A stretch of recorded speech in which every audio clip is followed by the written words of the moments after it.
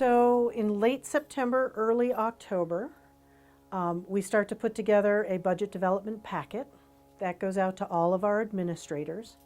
They start to work with their teams, their instructional teams or their other teams, and building the budgets that they know they need for their schools and their students. Then we start to bring those together, compile them, and share them with the board through the Finance and Capital Committee. From October through January, early January, when the board fully adopts a budget to present, the FCC meets regularly. This year in particular, they had Act 27 to consider, which in its intent is to help historically underserved districts and populations gain a little bit more of the statewide resources. So we bring budget drafts, we bring legislation, we bring changes in legislation, we bring the December 1st tax commissioner's letter. All of this information is brought to the FCC for consideration while they're reviewing the draft budgets. Our committee and board worked methodically, met with stakeholders via meetings, took public comment into consideration in the budgets they presented, and they've done an excellent job of balancing the opportunities presented under Act 127 against the burdening of the communities and statewide funds. They've been able to broaden and enrich the opportunities available to our students while being reasonable with the state ed fund and our communities.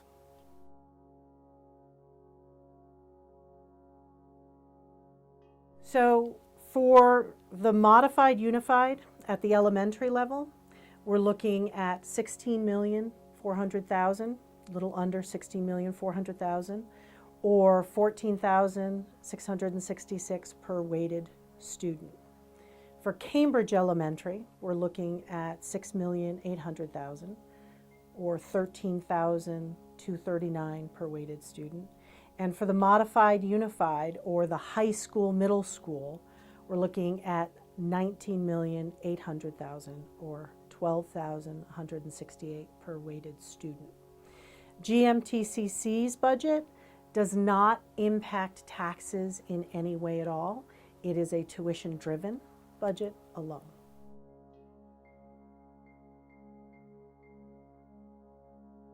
Well, you can see that over 3/4 of our budgets are dedicated to instruction and direct student services.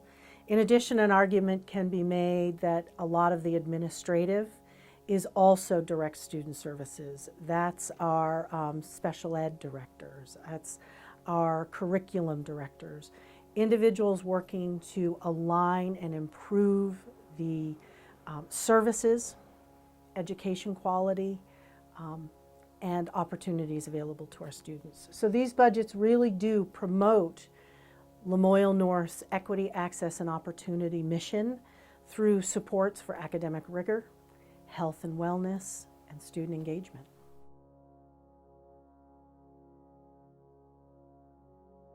Act 127 was a bill intended, or an act intended, to broaden the distribution of statewide resources. Again, as I said earlier, to gain some resources for the historically underserved populations of students across the state.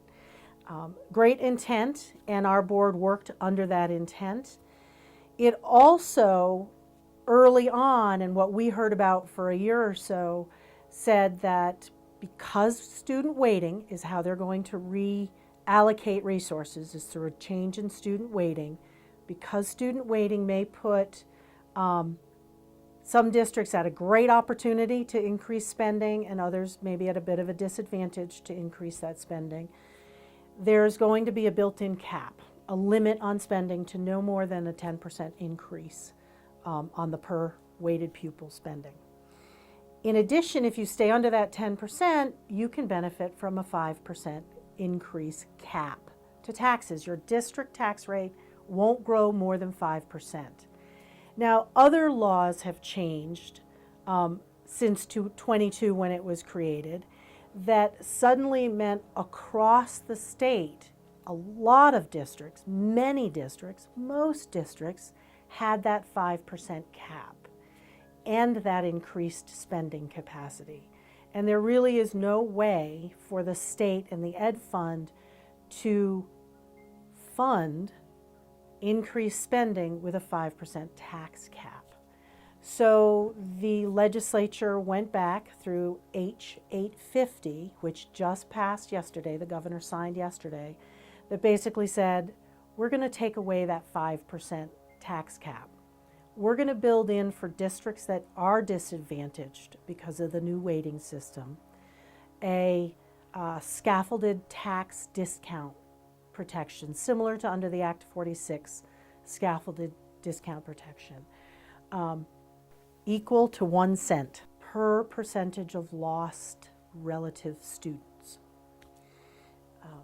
And everybody else, your natural tax rate is going to fall to where it is. For Lamoille North, this change in 127 actually means our district tax rates that were originally projected when these budgets were adopted will decrease.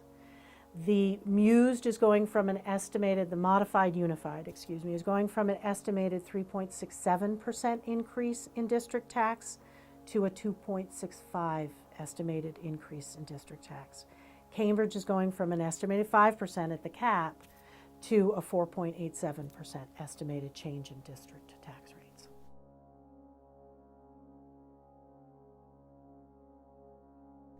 Even with the passage of H.850, Lamoille North's budgets will move forward because they're reasonable and conservative, and there's no extra non-student directed funds built into them.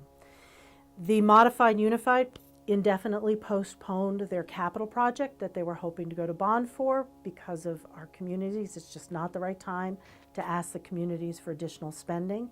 Our boards felt strongly that it was not the right time, even though the opportunity presented itself, to pull excess funds for capital projects or other sorts of non-student service projects. We have the pandemic work will be able to be continued. We are being able to reach our salary and wage up there into the competitive range so we can attract and retain talent for our students. There's a 16% increase in health benefit coverage that's totally out of the control of anybody, and general inflation driving costs upward. It was not the time our boards felt in our communities to ask for anything more than the continuation of student supports.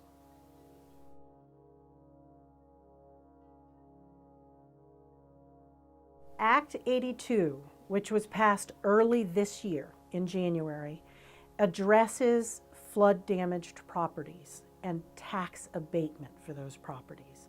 Individuals should reach out to their town administration, town clerks, about how they go about applying for tax abatement. And then, municipalities will have the authority to waive the taxes on those properties.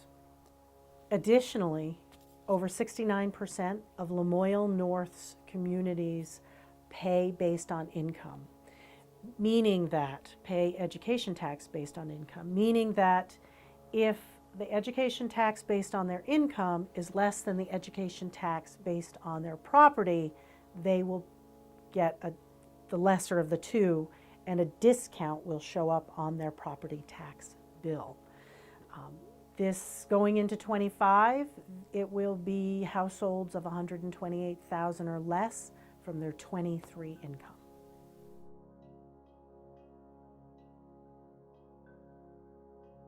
There will be an information meeting for the modified unified on Monday, the 26th. There will also be an information meeting for Cambridge Elementary School's budget on Monday the 4th. Those evenings, come ask your questions then. You can always email me at dclark@lnsd.org, or just come in and chat with me. It's fine. And it's very important that we all get out and vote and have our voices heard. So please vote on March 5th.